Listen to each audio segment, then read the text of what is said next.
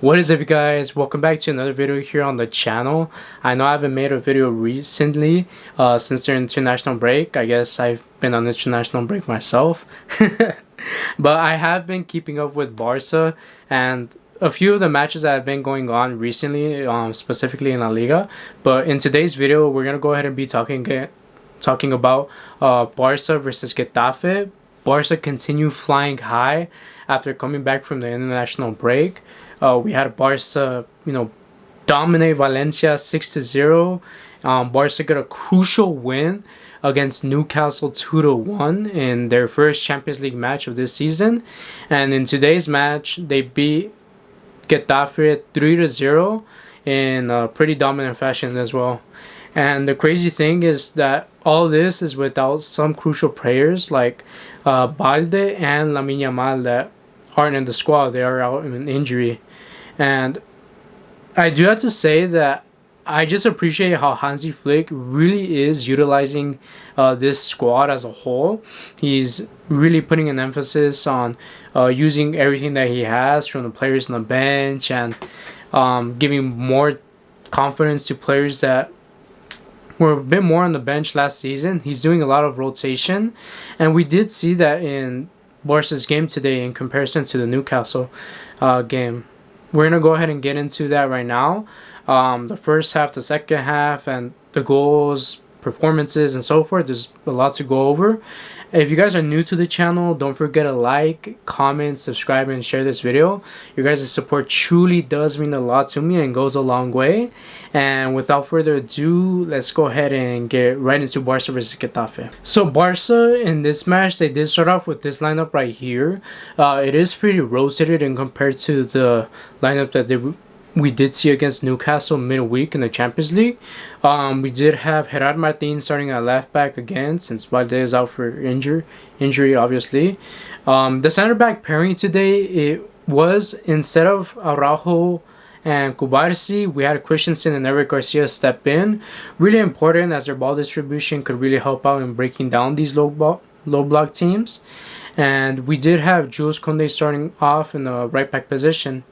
And in the midfield, we had our midfield duo of Pedri and De Jong, which, I mean, what can we say? They're world class. Really know how to control a game. They bring a lot of creativity with, the different types of abilities they have. So that was our midfield duo right there, of course. And we did have in the number 10 position, instead of Fermin Lopez, who had a really tough game against Newcastle, we had a Dani Olmo. We know Dani Olmo, he knows how to operate in those tight spaces and could be really helpful.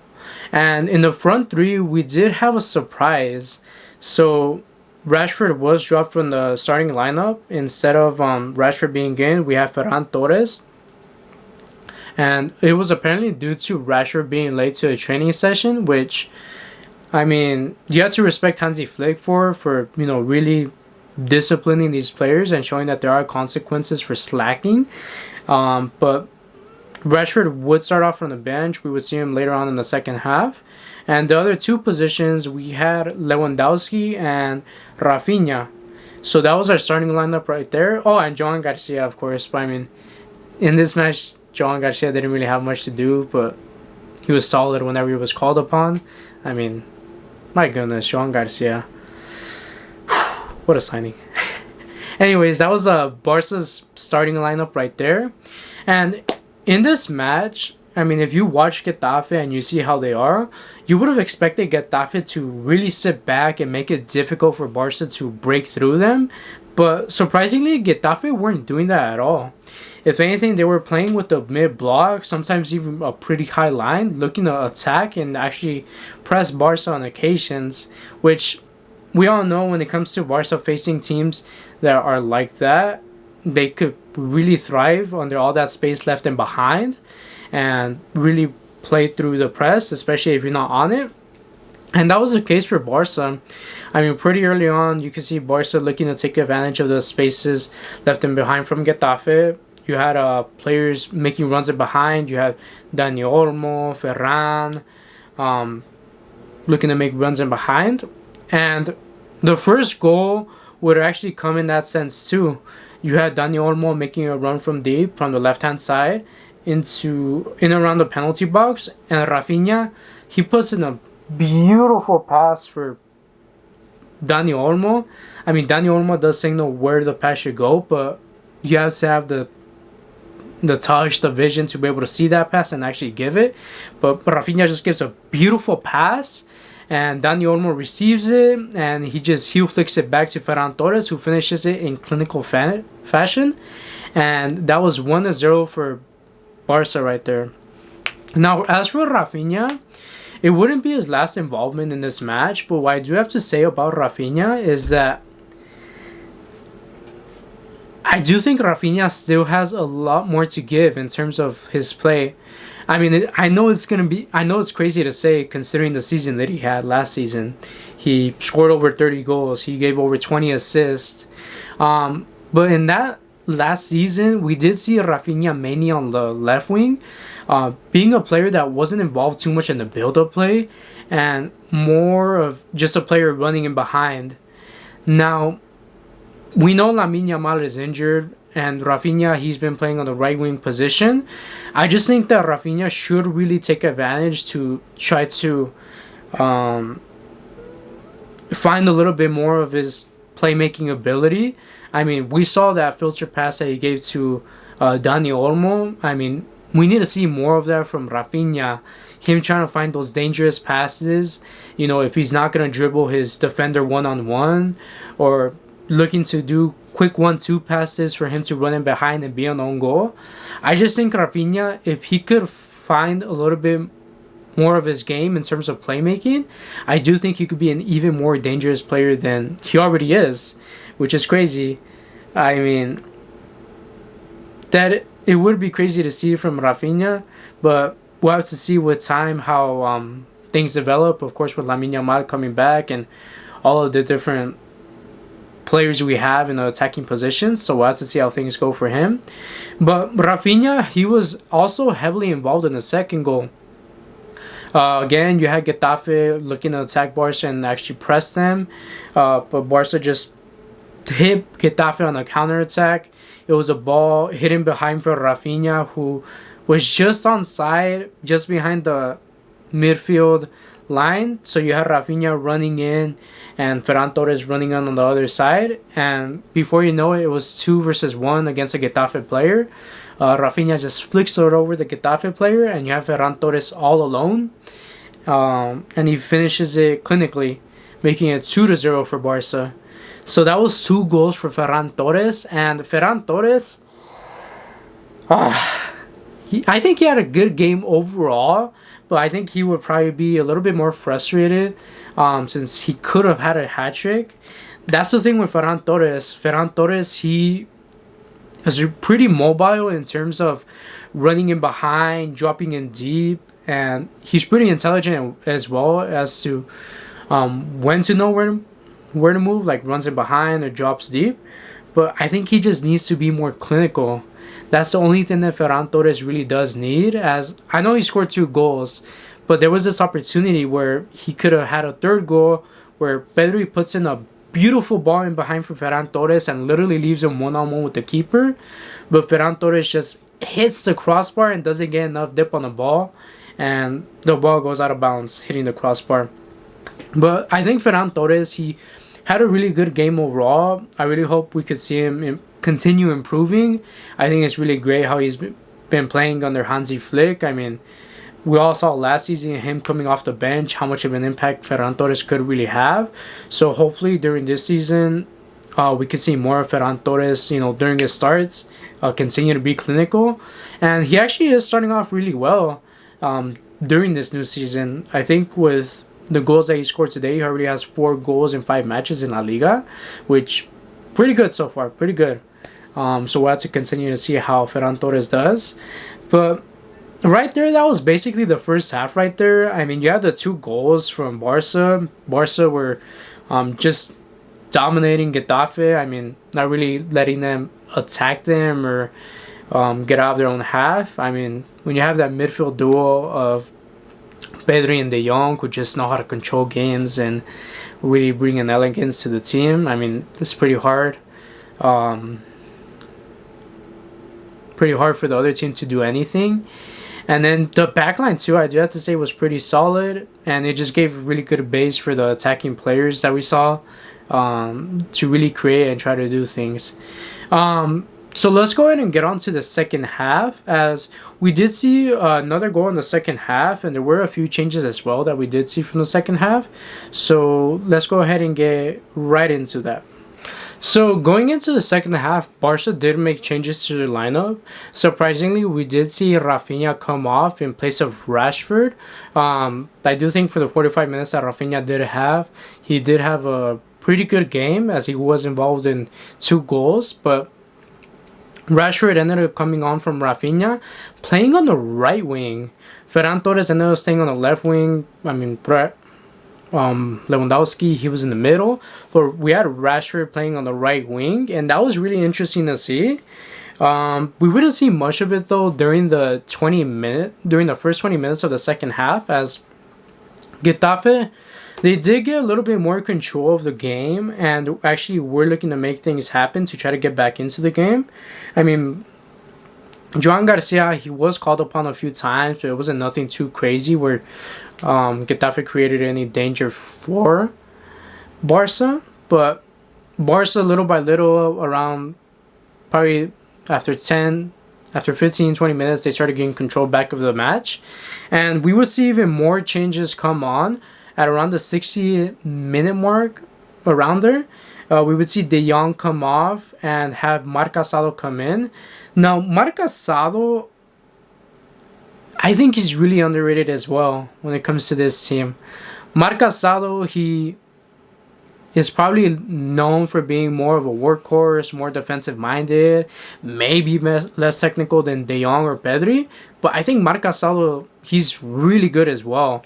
I mean, we all saw at the beginning of last year how well he complemented Pedri. And there was times where he could even show bits of creativity, you know, putting balls in behind, leaving you one-on-one with the keeper, or just having the defenders scrambling. And that was actually the case for Barca's third goal. I mean, we had Getafe dominating Barca a bit at the beginning of the second half. But just with giving the Barca midfielder space, Getafe, they did end up losing the match, or more loss than it already was. So Casado receives the ball from deep. He has Rashford running in behind on the right wing, and a beautiful ball in behind to start the move off from Casado. Great ball. So that starts it off. You have Rashford running for the ball. He cuts it into Dani Olmo, and Dani Olmo dispatches it. And Dani Olmo leaves this match with a goal and assist. I think he actually did have a pretty good game overall today. But there you have Rashford again, just continuing to be more and more involved in this Barca team. Before the international break, you would see glimpses of Rashford and what he could do. I mean, he could just glide past defenders. He could create danger from out of nowhere, whether it's through a pass or a shot. I think it was just a case of Rashford getting that confidence in. And after this international break, he's gotten 2 assists and 2 goals. Those 2 bangers winning us the match against Newcastle. And he got an assist today. So it is really great to see Rashford building his confidence up. Hopefully he can continue to do that and really provide to this Barca team, because he does have the quality to do it. He just needs to continue showing it and being more confident whenever he does get the chance. So that was Barca's third goal right there. And basically from there, Barca were just coasting, dominating the ball. We would see more changes into the Barca lineup. We had the likes of Rooney come in. Yeah, we had Rooney come in. Who else did we have come in? Because it was Rashford that came in, Casado that came in, Rooney that came in. Who else came in? Araujo came in too, so we had that change done as well. And anyways, the point is that we did see quite a few changes come in. As for Rooney, I think Rooney looked really bright today for, you know, the 15 to 20 minutes that he had. I do think he looked really bright. He actually was looking to take his defenders one-on-one and was receiving the ball quite a few times, looking to make something happen. I do think he looked a lot more confident in this match in comparison to the last match that he had um, against Valencia, which was really good to see. So it would be interesting. It will be interesting to see how Rooney continues to develop in this Barca team. I mean, we have to keep in mind that he is pretty young, so we have to be patient with him. But hopefully, Rooney just continues to build his confidence and hopefully is able to get off the mark like Rashford has done with the goal or assist, as I think that really would help his confidence. And especially since we don't have Lamina Yamal in. I mean, it's crazy that Barca last season, I do have to say Barca started building a dependency on Lamine Yamal, but things are different now. I mean, with Lamine Yamal out injured, Barca now are getting these pretty significant results, as we need to be able to keep pace with Real Madrid or to be able to compete with the Champions League. I mean, we all know Lamine Yamal is a world-class player, but when you depend on a player too much like that, especially with Lamine Yamal, he's only 18 years old, it could create a bit of predictability, and it isn't good for the team overall. So I really do appreciate the fact that we have players stepping up. I mean, we have Fermin step up against Valencia, had a really good game. Rashford, he stepped up against Newcastle. And we have Ferran Torres, who scored his brace today. But even then, even in those matches I'm talking about, you did have some pretty great performance. You do have some pretty great performances from the other players around as well. I mean, this Barca team does have quality. It is really great to see that Hansi Flick is using this quality. And hopefully this good run of form could continue on for Barca. Now, Barca's next match, it is against Real Oviedo. And they also do have that all-important Champions League clash coming next week against PSG. So hopefully Barca could just continue on this good run of form. And you guys let me know what you guys think down in the comments below, what you guys thought of this match. What did you think of Ferran Torres' performance? How do you feel about Rafinha playing on the right wing? Do you think it was fair for Rashford to be left out of the starting lineup? You guys let me know your guys' comments down below. Again, for those of you guys that are new to the channel, don't forget to like, comment, subscribe, and share this video. Your guys' support truly does mean a lot to me and goes a long way in helping out this channel. And I'm going to go ahead and try to get back onto it because there's going to be a lot of matches that are going to be coming this way. I mean, with La Liga, the Champions League starting back up, and then, you know, eventually we're going to have the other competitions as well, Copa del Rey, and so forth. So I'm going to go ahead and try to be on it. And I know other things are going on too with the other La Liga teams. I mean, Atletico Madrid, they're looking really shaky under Simeone. And I think Real Madrid, props to them. They're unbeaten in La Liga, 5 out of 5. I think Xabi Alonso really is doing something with this Madrid team little by little. So we'll have to see how that goes. But yeah, man, it's really interesting. It's really good to have club football back. We have to really enjoy it, as these international breaks, I mean, they aren't it. But I'll see you guys in the next video, hopefully pretty soon. And until next time, guys.